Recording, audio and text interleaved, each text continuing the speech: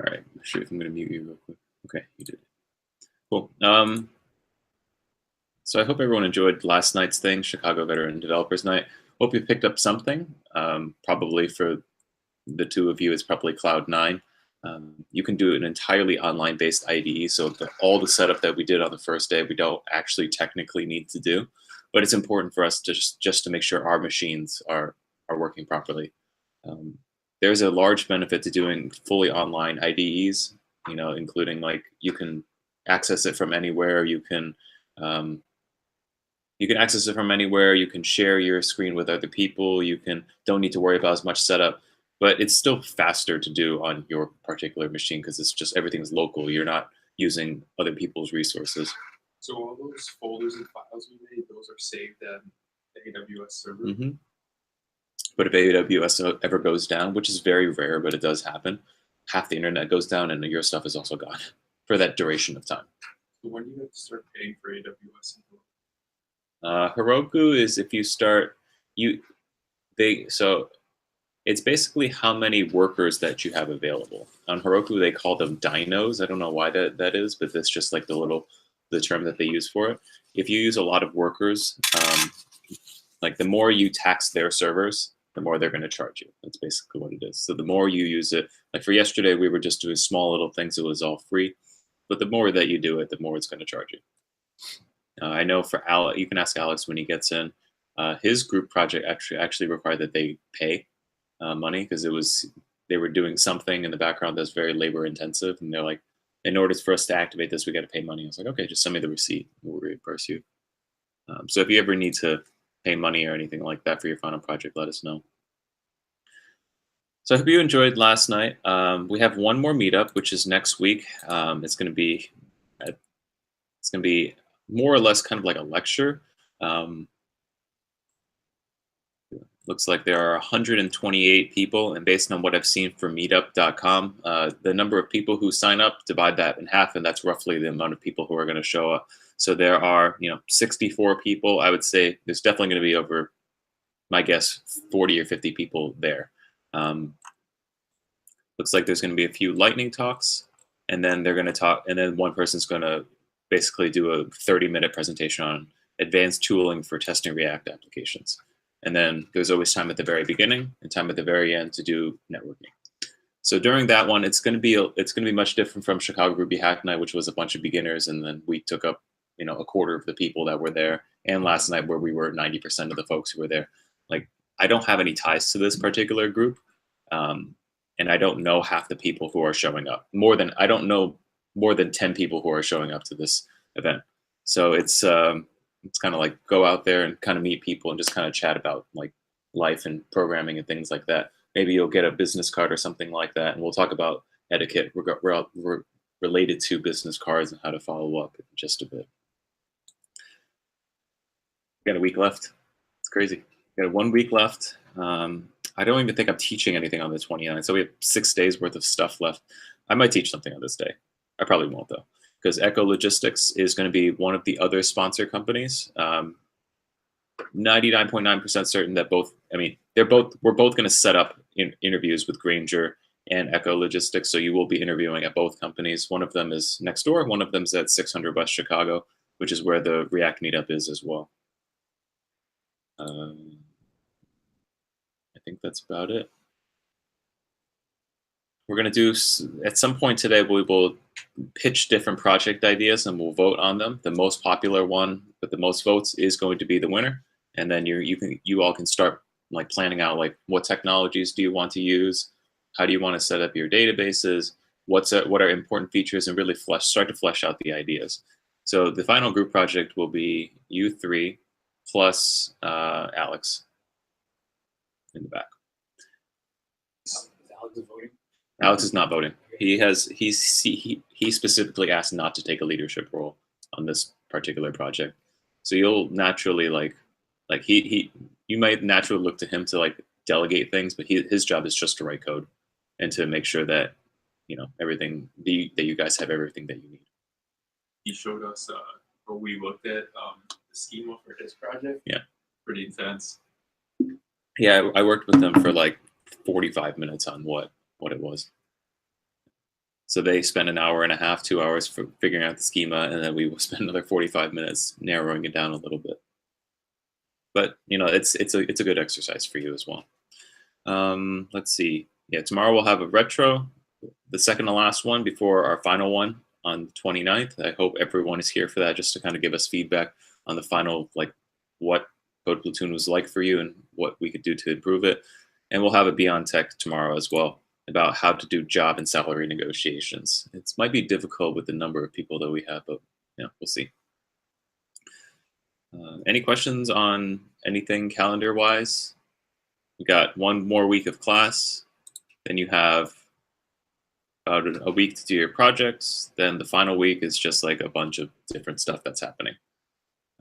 Specifically, the mock interview day is coming up. That should be a lot of fun. Every single person will interview with at least 3 to 4 people, and then you'll have and then they will actually fill out forms about what you did well, what you didn't do so well on, like would they hire you, which is the biggest thing, and things you can improve on. So you'll have, like, they'll actually just write it out. I won't know who wrote what, neither will you, and I'll just take a copy of it and then just give you the original. So you can kind of see, like, this is what people who just meet me for the first time are going to think, and would they hire me or would they not hire me. So let's get started on React. I'm going to start off with new site 3 and jump over into new site number 4. So I've cloned down Raymond's new site number 3. I've installed npm, and I'm going to just start the server. Let's take a look if all of his stuff looks good, and then we'll take his code and paste it into new site number 4.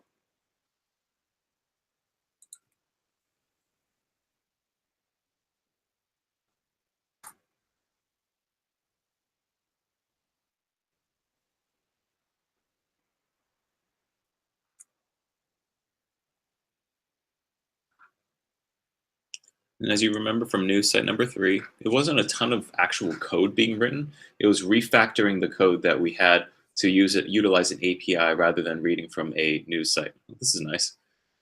All right, so this is what you were working on yesterday? I was doing news site 4 yesterday. Okay. This is like a nice updated version of new site 3. So I have a nav bar. So if I look at this whole page as a page of different components, this first one I have looks like I just have all of these different headers. So let's see if I can still click on them, and if it console logs everything I'm clicking on, that's good. All right, so this one doesn't do anything. That's okay. And then we have an article teaser. This is new. Like, you just decided to try to make that.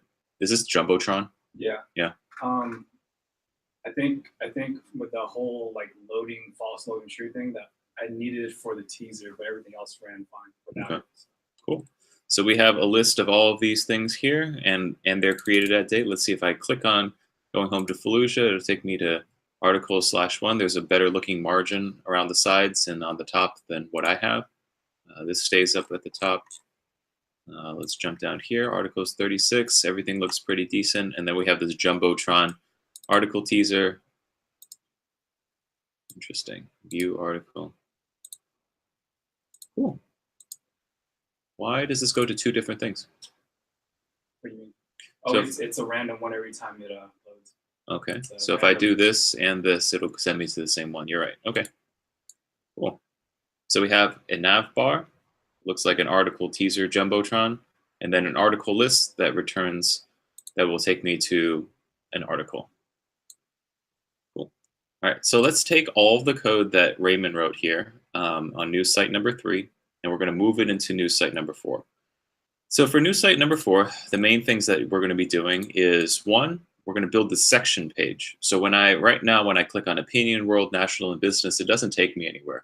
It just console logs it out to the console here on the right-hand side. So I'm just clicking on different things and it's console logging, but I want it to take me to news articles that are specific to this particular section. So I know that we're going to be using the API that we wrote yesterday. And then number 2, we'll probably have a search bar. Maybe we'll put it over here. Maybe we'll put it above the Jumbotron or below the Jumbotron. But basically, when I start typing, I want it to narrow down the number of results that I get. just so that it matches the title.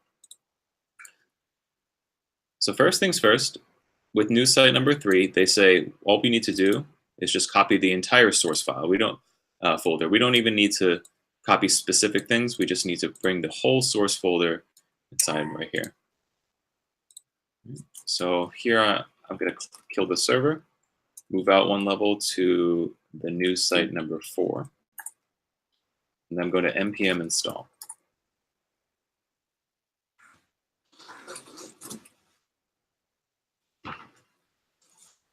As this is running, I'll open it up, see what we get.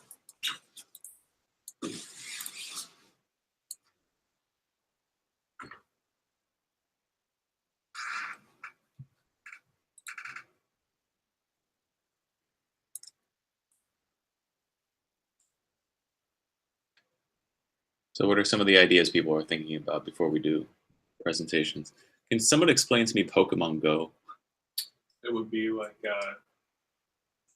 where is Waldo? Where we're going to take in your longitude and latitude from Google Maps, and kind of you go on with a little hunt, and we tell you, you're too far north, you're too far south. Oh, you want to find an actual Pokemon?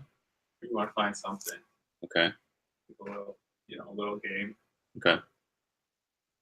Is there a Pokemon Go API? This was just ideas that they were thinking of yesterday. Yeah. Maybe we'll do it in just a little bit. We're just waiting for this thing to install right now. When Pokemon Go first started coming out, I realized that all the places where all the best. I've never played, but my friends who were playing said the best place where they found good Pokemon were like outside of really expensive buildings.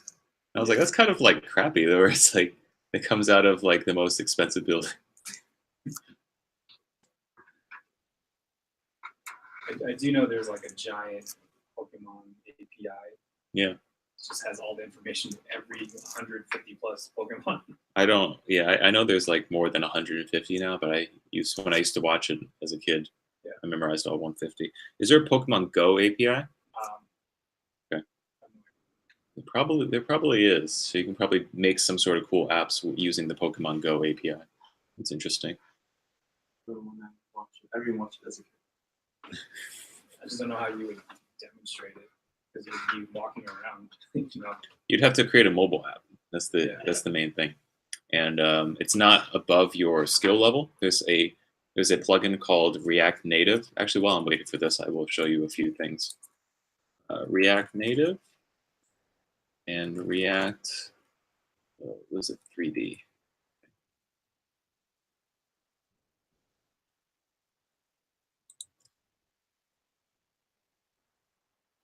So React is the front-end framework from Facebook that makes making web apps really, really nice. They also have a library called React Native. So it looks very similar to regular React, but using slightly different libraries and things like that. It has like more or less the same layout. Using the same language but slightly different libraries, you can actually create an entire mobile app using just React code. So it's not terribly difficult to write mobile code now. Before, you had to like know how to write like Objective-C and Swift for iOS and things like that. So you had to learn an entirely new language, and it was very different from like web programming. But now React Native, basically you write React Native code, and then React Native will translate it into Objective-C or Swift, so that you don't actually have to write Objective-C or Swift. So you can learn one thing and write both to the web and to mobile. What's that? For the backend, I mean, React is still not a backend. Right. Like you still have to talk with something else for a backend. Maybe Rails. You can do Rails. You could do Node. For purposes of our project, let's just do Rails. But like you could do Node. You could have a Java backend. You can do a whole variety of things. And it can control like things on your phone too, like phones, like volume and we call it that balance, where you whatever that thing is where you move your when you turn your phone, it turns to landscape. Yeah. Or not that, where like there's games where you control like a ball and you just move it with your phone.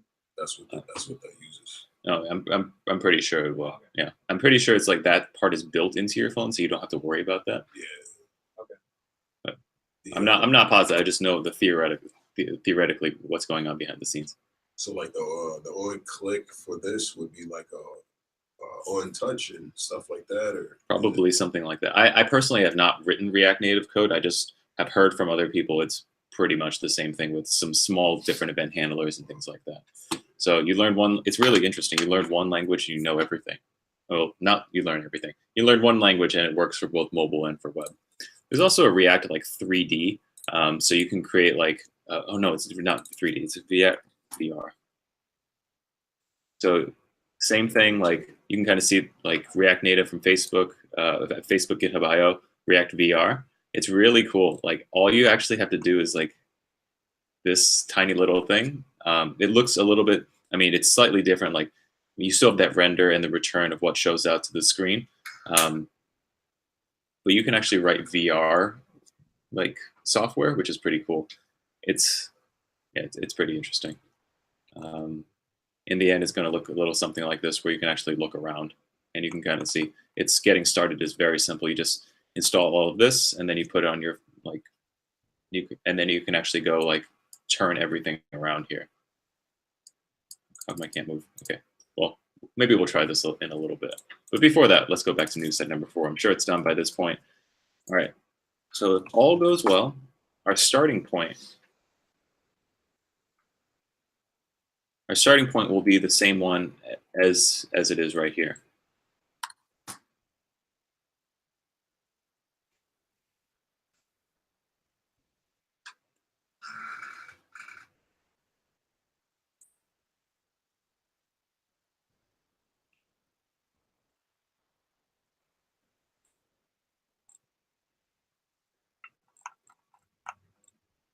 Okay, so everything looks pretty good. Let's make sure that all of the stuff that I want to do, I can still do. So open up the console. Opinion, will a console log? Okay, if I click on this, will it take me to the page? All right, we're good to go. Okay, this is not taking me back to the original. That's okay. So this is here. I saw the little loading thing. And it showed up on the page, and then it disappeared when everything was fully loaded. All right, so the first thing we want to do is take care of the section page. So as of right now, we're going to /articles/1/articles/ whatever ID number. I also want to create a sections page, specifically ones that belong to opinion, world, national, and business. So when I click on this, it'll take me to /section/opinion or world or national or business, and then only show me those articles on the page rather than every other article on there. So the first thing that we need to do is most likely create a route. So we have routes for the home page. We have routes for the article page. I think I probably need a route for maybe a section. So using like the RESTful routing, how do I rewrite this particular route? Change it from articles to section. Yeah, pretty much anything that says article, I'm just going to change it to section. So it's going to be sections, and then maybe I'll call this section ID. And then maybe I'll have to create a new component called section page. Is there anything else missing from this particular file before I create my section page? You sure? Import section page. Yep. So if we create this new section page, we also have to import that in. So import section page from, and then we're going to create this right now, pages section page. So my question real quick is, are we using the article API? Oh, we are. Okay, and are we using sections? Right. Sections.json. Oh, did you refactor this? Or is this already here? In the README, it said to use only, I guess the product manager said that we're only using those here on out instead of the ones we originally had. Sounds good. All right. So we created an extra route using our React router. And it's one called section page. So under here, I'm going to create a new page called section page.js. Section page, I have a feeling, is going to be very similar to article page because if you take a look inside of app.js, I'm talking about one with a specific article ID here I'm talking about something with specific section ID. So what I'm going to do is I'm very lazy, just copy and paste article page and throw it in here. But instead of article page, I'm going to change it to section page. I don't know what else I'll need at this particular moment, so I'm just going to kind of clear out everything. I'll probably need that at a later point. Get rid of this. And I just have more or less a skeleton to get myself started. I know I'm going to need a component did mount because I'm going to fetch something based on the section that I am getting. So first things first, I created my section page JS file. I created a route inside of here. Based off of the API that we wrote yesterday, is there a method that we could use to get articles based on like the section that I click? Yeah, you can do a fetch to the API and interpolate it in the section ID. The section. Okay, perfect. So yesterday we were using fetch articles to get all of the articles. And then we have another one called fetch article by ID, where we passed in an ID and it gave us that particular article. For us today, we didn't use fetch articles by section. I think we're going to be using that. So I'm just going to copy and paste this over here just so I know what they need. All right, so it looks like fetch article by section needs a section. So great. That's actually not terribly difficult. So most of this code is going to be copied and pasted almost directly from this article page.js. So maybe I won't call this ID. Maybe I'll call this section. And inside of here, my goal is when I click this, it's going to push in a new, like the history is going to go to /section/ whatever section ID it is. So inside of the URL, there's going to be something called section ID. So I can remove this altogether. And it looks like I'm bringing in the article API, but it says article API is not defined. Not an issue. I'll import it at this particular point. Import article API from, let's see. So I'm here. I need to go out one level to the API and then down back in. So up one level into the API folder, and then into the articles API.js.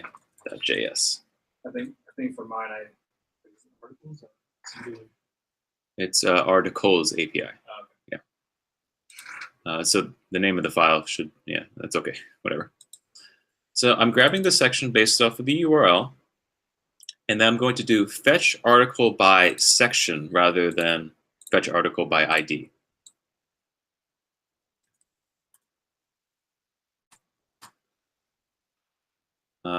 After I get that, I'm going to get the article, and then I'm going to set the state for, I'm going to clean up some of this.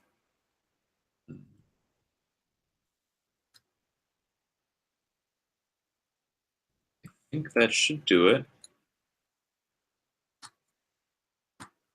I'm missing a few things. First things first, I'm probably going to need to do article is equal to, did you have this as null or something like that? I just had an empty array. Okay.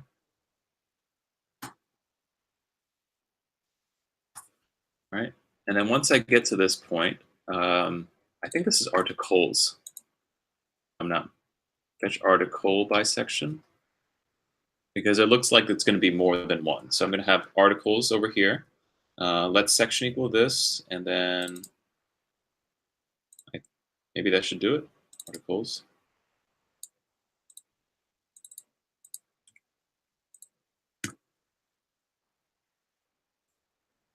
All right, at this, so let's kind of review what we did. So we created a new route because on this main page, when I click on one of these things, I want it to take me to a new page. So first things first, I created a new page called section page, and I'm currently writing all of that code right now. We're not finished with this quite yet. But in order for the whole React app to know that that particular page exists, I need to add the route under this browser router right over here. Similarly, when we were just adding new routes inside of Rails, we put it under config routes.rb. All of your routes need to be declared up on the app.js level. That's the main entry point. So I created my route. I'm creating my section page. I as of right now, what's happening when I click on the nav item is that it's just console logging the nav item. And instead of just console logging the nav item, I wanted to actually, I actually wanted to, push like a new route into the history so that it takes me there.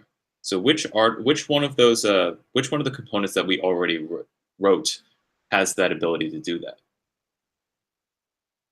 We already wrote something that will do that for us. We did it yesterday. Is that the link? Mm-hmm.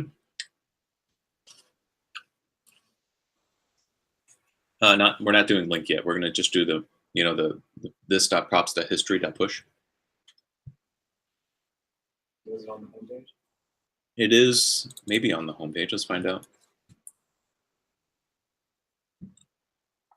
Not on the, actually it's right there. Handle title click. So when you click on it, if you take a look inside of app.js, when we click on this right now, it's just console logging the clicked item to the screen. Instead, I actually want to push this here. So I'm going to grab all of this code. Let me just grab this whole line and throw it in here. So whenever I click on the nav bar, instead of console logging it out to the screen, I'm going to push in a new bit of history, like so it takes me to a new route. So I'm going to do this.props.history.push, and then inside of here I'm going to do some interpolation /sections / and then interpolate clicked.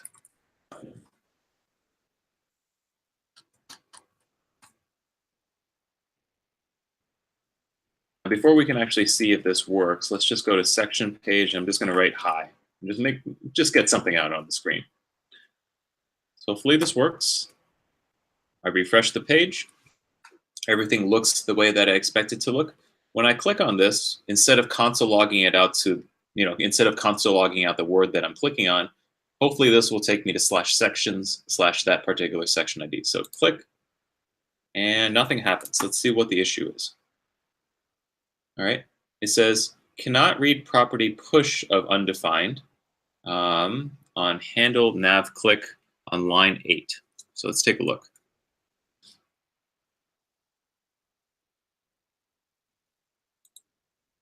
So inside of homepage, it says that I could just do this.props.history.push.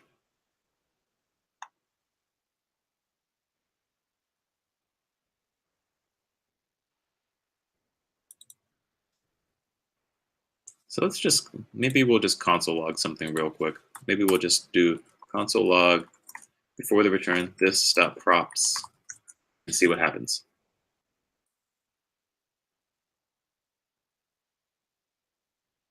All right, so I have, it looks like 2 empty objects. So I don't actually have props that are coming in quite yet. So do you think we would want to have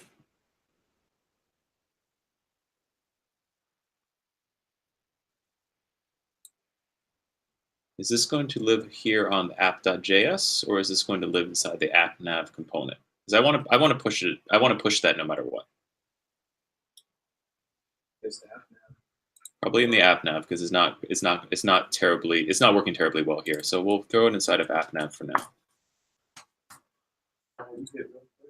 So Shift Command P. And then since I've typed in Babel so many times, it just automatically infers that I'm talking about Babel. Real quick, let's take a quick break.